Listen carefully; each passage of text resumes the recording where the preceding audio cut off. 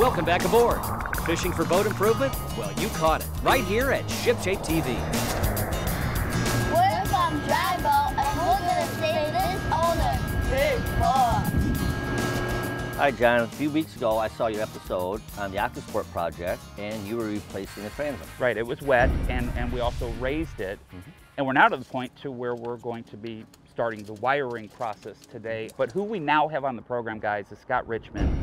And just a little while back, he was with us, and he was working on a larger Meridian that had a very wet swim platform, stringers, and bulkheads.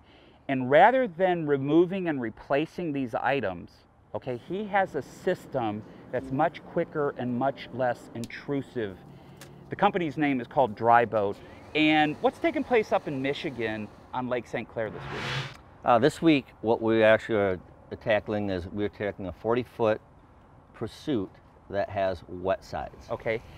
It's my understanding that the water migrated to the sides because of the vents not being properly sealed. Okay? Correct.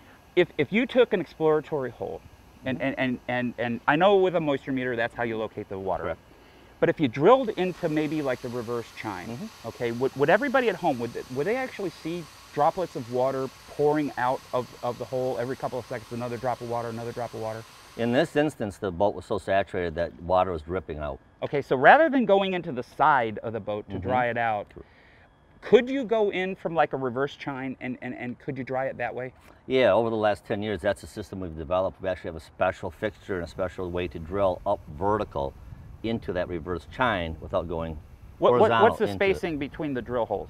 6 to 8 inch centers. Okay. So. Now I've seen the process, guys, and it's a 3/16 inch drill bit, and then what they do is they put in this special proprietary plug that they have, and they have these hoses that go to a drying unit.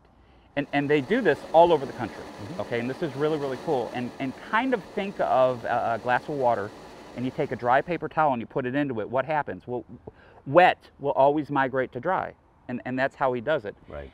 How much downtime is that owner of that Tierra Pursuit going to be out with you versus rip and replace? That's the whole season. 2 weeks.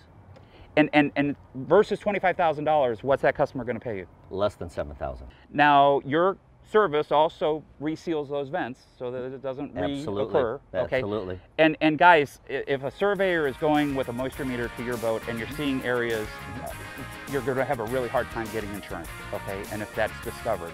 How do boaters at home, how do they get Dryboat? Dryboat.com. Okay, well, right now, we need to send the guys down to Pacer Group's Marine Retail store in Fort Lauderdale. We've got to gather a lot of stuff for the Aquasport, but we have a little bit of leftover time, so it's real quick here from another guest expert in the marine industry.